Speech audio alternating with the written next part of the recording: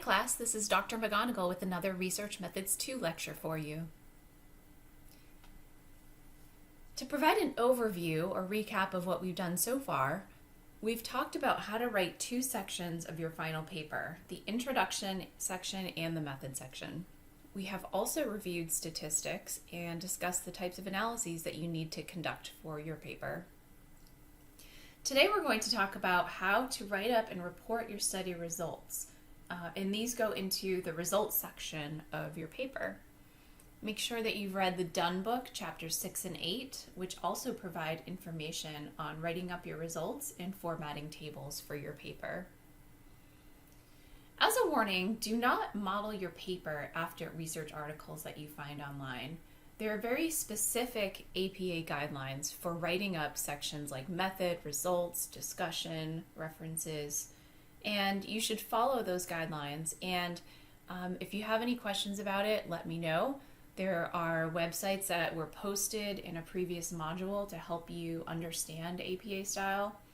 I also posted a sample completed paper 2 for you to download so that you can use that and change it to be relevant to your paper. All right, so let's talk about your results reporting. A main question that you might have is, what statistics do you actually report in your paper, and where do they go? This can be a little bit overwhelming for students because you've learned a lot in the last week or two about statistics and different types of statistics. So let's think about your statistics in terms of 4 categories. The first category here is your participant demographics, and these go in your method section.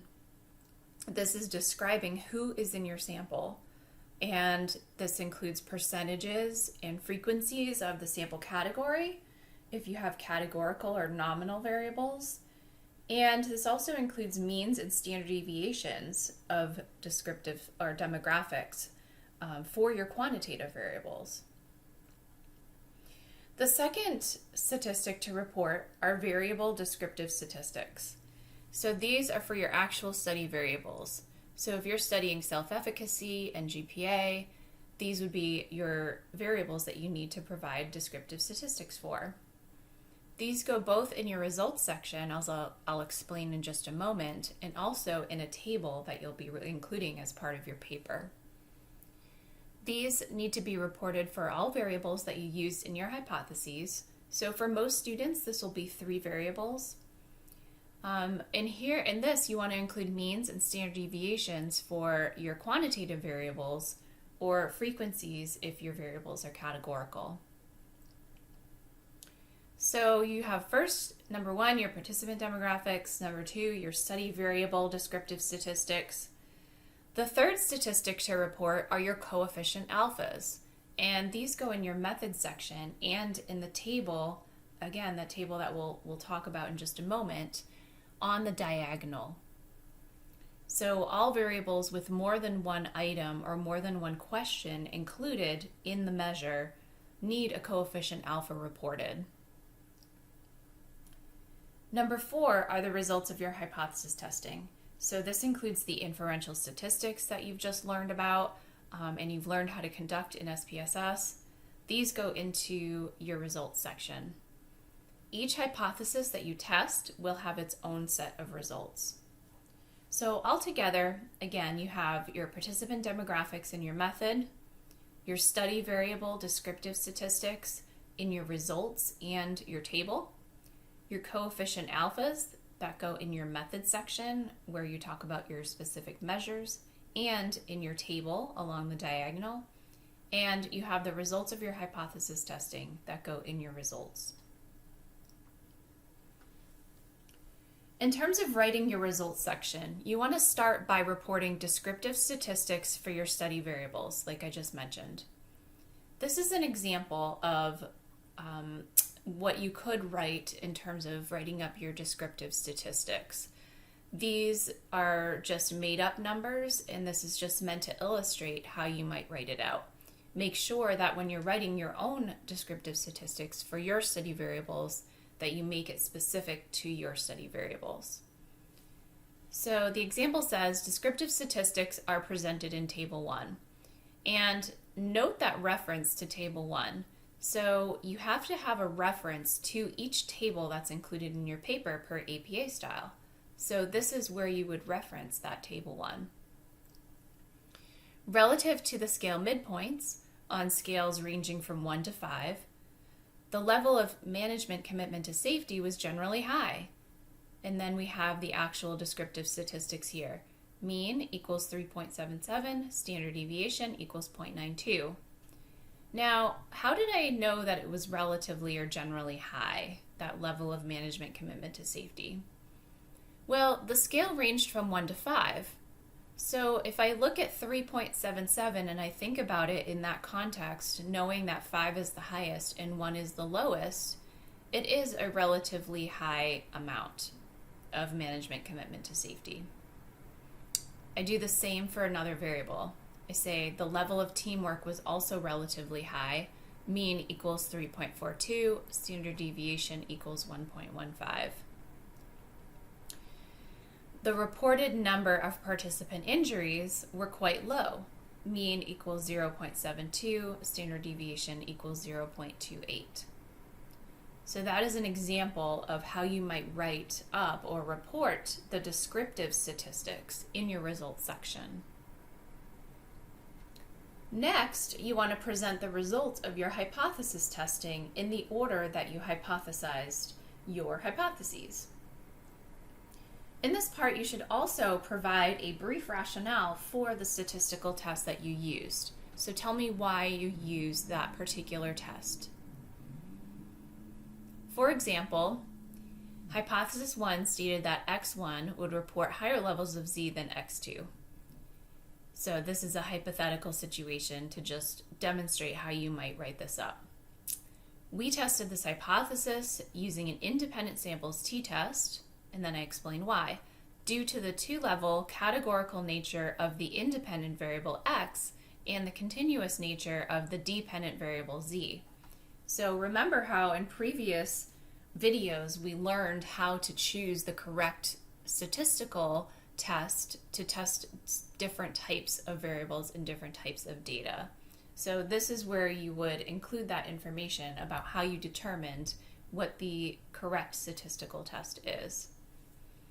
Then I state the results. Results of an independent samples t-test revealed a significant difference in mean levels of Z between X1 and X2. And then I have my T, degrees of freedom, the T value, the P value here, P equals 0.02. And if you're confused about why I'm writing it this way, make sure that you go back and watch the video on inferential statistics, particularly presenting mean differences, because we go over exactly what all of this means in that video. If you had correlations, yours will look different, and that is in the correlations video. Okay, so then I go on to say X1 reported significantly higher levels of Z, and then providing the mean and the standard deviation, then X2, mean and standard deviation. These results support hypothesis 1. So I'm ending with a sentence that explains whether or not I indeed found support for my specific hypothesis that I'm testing. Then note that I am starting a new paragraph to talk about my hypothesis 2. So all of this here is just for my hypothesis 1 testing. Then I go through the same thing to talk about the statistical test that I used and why, what the results were using correct statistical notation, and whether or not my results supported my hypothesis 2. In terms of some additional guidelines, make sure that you're very careful not to suggest causality, even if you happen to be using regression. So remember that correlation does not mean that something causes something else or that X causes Y. One example is that as ice cream sales increase, drowning rates also increase. So we don't want to infer that ice cream sales cause more drowning, right? We went over this example early in the semester. What's another reason why people might be getting ice cream more and also drowning more? Well, it could be the summer and it's hot out, so more people are buying ice cream and also more people are swimming, which means that drowning rates are going up. So that's just one example of why correlation does not indicate causation. So it is not appropriate to say in your study that you found that something causes something else. So make sure that you don't use the word cause and you don't infer it using other words that might suggest causality. So what kind of words can you use instead? Well, you could use related to, associated with, linked to, something like that. Next, when writing numbers, use words for numbers 9 below and numbers for 10 and above, per APA style. Do not begin a sentence with a number. You want to write out the word. So for example, instead of writing 20, I write the word 20 individuals participated in the study because 20 is the first word in that sentence. Always italicize your statistical symbols. In terms of leading zeros, so you can use a 0 in front of a decimal when the number is less than 1. However, you do not need to include a 0 if the number could never exceed 1. So what are some of the cases where a number could not exceed 1? Well, an example is a correlation, right? We know that correlations have an upper limit of 1 and -1. So because the number cannot exceed 1, we do not need to use a 0 when we're reporting our correlation values. You want to use the word between if you're talking about two situations or events or things, and among if you're talking about more than two. And remember that data and analyses are plural, not singular. Let's talk about your table. So you should include one table to summarize the following in your data, and this is required. So your table should include the following. The first is descriptive statistics for all your study variables. The second thing is your study variable correlations between your study variables, all of them, even if it's not included in your hypotheses. And your coefficient alpha values that go along the diagonal. Like I mentioned earlier and gave you an example of, you need to reference this table in your results section. And I'm going to provide you with an example later in this lecture and also post something on Canvas to help you with that. In terms of the formatting for tables, there are some strict APA style formatting guidelines.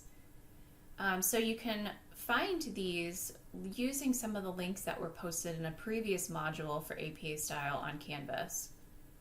But some general guidelines: you want to round to 2 decimal places. You want to number the tables consecutively as they appear in the text of your paper.